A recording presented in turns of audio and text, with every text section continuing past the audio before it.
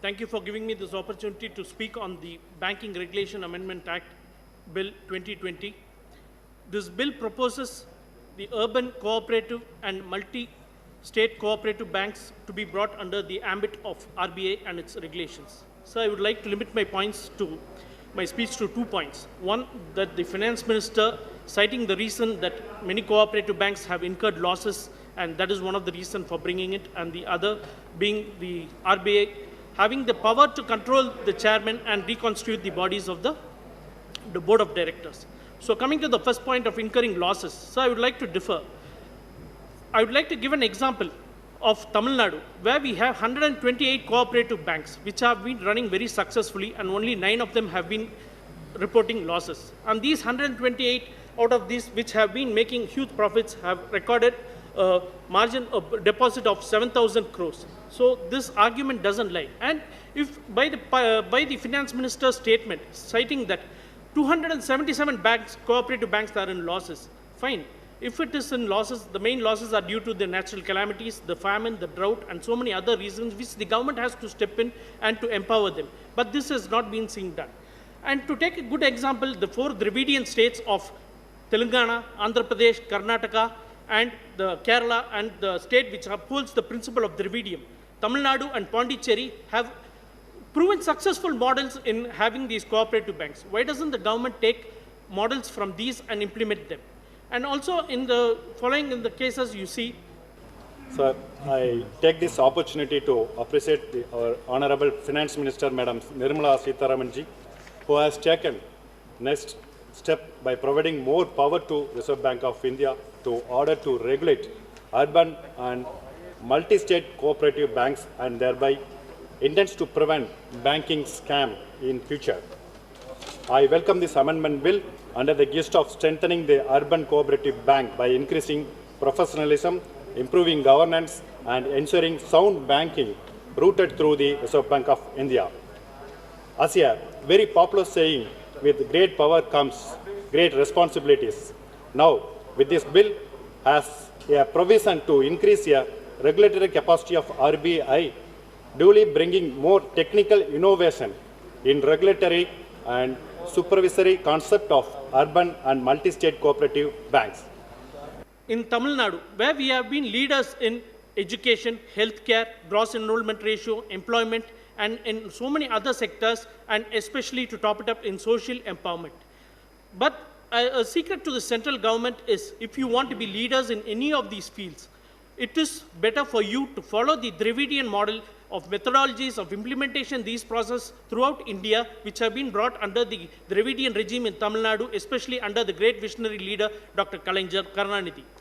And it was during his tenure, Dr. Kalaignar, that the agriculture waiver loan of rupees 7,000 crores was waived off to the benefit of the agriculturists.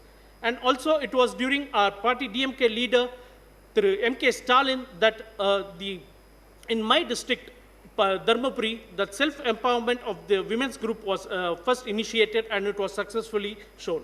And also, we have, regarding the cooperative banks, we have given an assurance of waiving of the agricultural loans, the jewel loans, the education loans, as and when we come to power with the cooperative banks.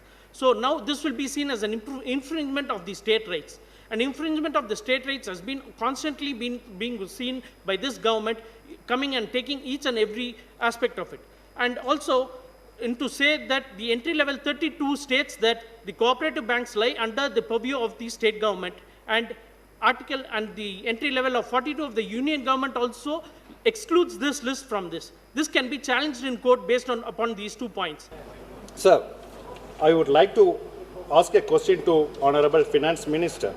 Sir, the Reserve Bank of India will approve the cooperative banks to issue shares by way of public issue or private placement. Due to this, the subscribers of these shares will have a voting right, and they will also occupy the board of directors. A person not participating in the business of a cooperative society by merely subscribing shares will become a member in the board of directors. So, I would request Honorable Finance Minister to clarify what are the measures taken by the government to protect and build the spirit and principles of cooperation among the cooperatives. The states have the authority to regulate the banks under the Registrar of Cooperative Banks. So that is the main reason, even when this Regulation Act was brought in 1965, it was excluded from the list. So the state has the power to incorporate a bank, to regulate a bank, and also to wind up the regulations of a cooperative bank. As far as the second part of empowering to nominate a chairman or to reconstitute the bodies, I would like to say that this government is undermining the process of democracy for a very, very long time. The RBI is already overloaded with so many other works, and strenuous work has been there. And now, in spite of the regulation of banks, if you are going to step in with the regulation of even the cooperative banks, there is going to be an overload of the RBI.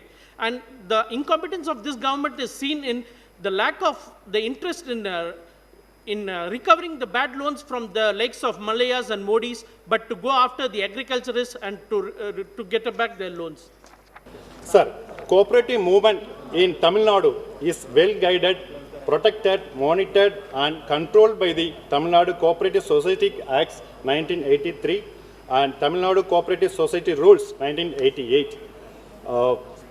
On behalf of my state of Tamil Nadu, our Chief Minister, Thiru Edappadi Palanichami, already wrote a letter to Honorable Finance Minister with some provisions related to this bill. And hereby I requesting Honorable Finance Minister through you, sir, to ensure that all the above prudent steps quoted in this amendment bill will be implemented in a fast manner without affecting the sovereignty of my state government of Tamil Nadu. Thank you, sir. The appointments of a few serious doubts which brings into us like the recent UPSC government entry list, which have the successful candidates have come out. Out of the 129 candidates, the 476 candidates have been cleared from, they have studied from just one coaching center called the Samkalp Foundation, which has been affiliated to the RSS. So regulation of the independent bodies by officers bringing in from such foundations also raises a big doubt to us. And sir, a final word. The country is undergoing a very serious health crisis, and to top it with the economic crisis created by this government, now blaming the shortcomings of it on the COVID-19, and without applying rationalism, placing the burden by saying it's an act of God.